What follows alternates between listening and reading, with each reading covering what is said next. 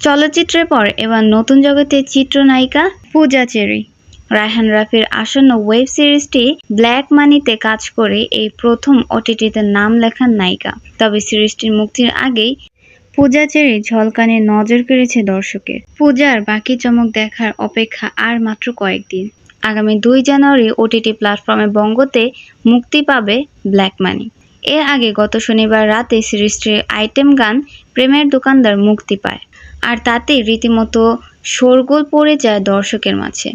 আমি হেইলা দুইলা নাচবো যখন খাবে তুমি ঝটকা কথায় প্রায় 4 মিনিটের গানটি আবেদনময়ী রূপে হাজির হয়েছে পূজা চেরি। গানটি মুক্তির পর নেট মাধ্যমে পূজা চেরির পারফরম্যান্স প্রশংসিত হয়েছে। সম্প্রতি গণমাধ্যমে দেওয়া এক সাক্ষাৎকারে সিরিজটির প্রসঙ্গে কথা বলেন পূজা।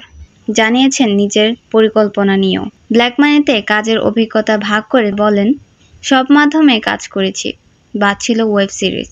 অনেক দিন ধরে প্রস্তাব ছিল, তবে গল্প ও আনুষঙ্গিক বিষয় পছন্দ না হয় কাজ করিনি। প্রেমের দোকানদার গান প্রসঙ্গে বলেন, ভালোই সাড়া পেয়েছি। আমার কাজের প্রশংসাও পাচ্ছি বিভিন্ন মাধ্যমে। এছাড়াও গানটিতে নেচে আমারও ভালো লেগেছে। প্রেমের প্রসঙ্গে কথা বলেন জানান, কাজের প্রেমে আছেন আপাতত। নায়িকার কথায়, আমি তো সবসময় প্রেমের মধ্যেই থাকতে পছন্দ করি। প্রেম ছাড়া মানুষের জীবন অর্থহীন। কিন্তু হঠাৎ আমার মনে হয়েছে প্রেম আসলে কাজের কিছুটা হলেও ক্ষতি করে। তাই সিদ্ধান্ত নিয়েছি প্রথমে কাজ, তারপর অন্য কিছু। তাই কারোর সঙ্গে প্রেম নেই এখন।